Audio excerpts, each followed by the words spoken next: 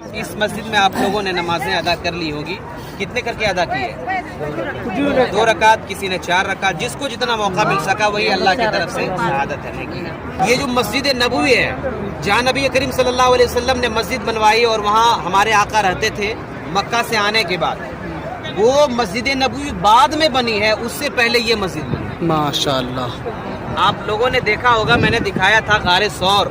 حضور صلی اللہ علیہ وسلم سے جب مکہ سے ہجرت کر کے آنے لگے تو وہ غار، وہ پہاڑ میں 3 راتیں رہے تھے، اس کے بعد وہاں سے چلنا شروع کیے تو آقا کریم صلی اللہ علیہ وسلم یہاں پہ ٹھہرے۔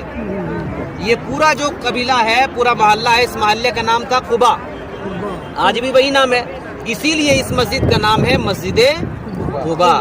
اب یہاں حضور صلی اللہ علیہ وسلم قیام کیے، ٹھہرے، اور یہاں صحابہ کرام کو جمع کر کے اور میرے آقا نے مسجد بنوائی۔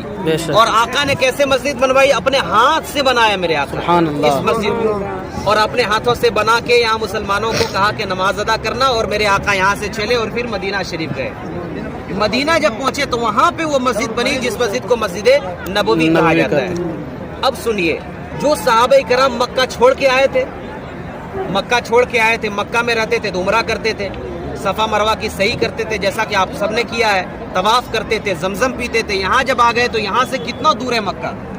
بس میں آئے پھر بھی 6-7 گھنٹہ لگ گیا۔ تو صحابہ کرام جب یہاں آئے تو عرض کرتے یا رسول اللہ اتنا دور اب ہم لوگ عمرہ کے لیے کیسے جائیں گے؟ جانے میں بہت دقت ہوگی، کٹھنائی ہوگی، اور آج آپ لوگ بس سے آئے ہیں، اس زمانے میں اس میں 6 سے 7 گھنٹے لگ گئے ہیں، اس زمانے میں اونٹ سے آتے ہوں گے 15-20 دن، مہینوں لگ جاتے ہوں گے۔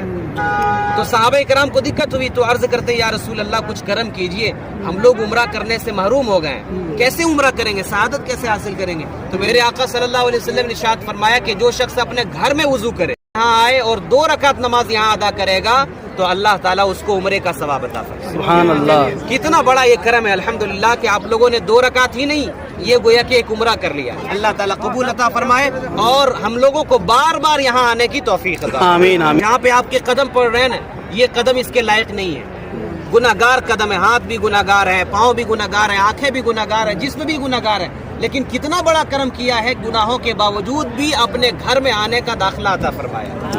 اس لیے جب آ گئے ہیں تو اب واپس نہیں پلٹنا ہے، آ گئے ہیں آپ کا دل یہی رہنا چاہیے، اب دل میں گندگی نہیں آنا چاہیے۔ اس مسجد کو ہمارے آقا نے اپنے ہاتھ سے بنایا، اس میں آپ نے نماز پڑھ لیا، اس لیے اب آپ کے دل میں بالکل ایک دم صفائی ہونا چاہیے، یہ آئینے کی طرح، شیشے کی طرح، کہ دوسرا آدمی آئے تو اب آپ کے دل میں اس کا چہرہ نظر آئے، ایسا صاف ہونا چاہیے۔ اسی کو میرے آقا نے حدیث میں فرمایا المؤمن مرآۃ المؤمن، مومن مومن کا آئینہ ہے۔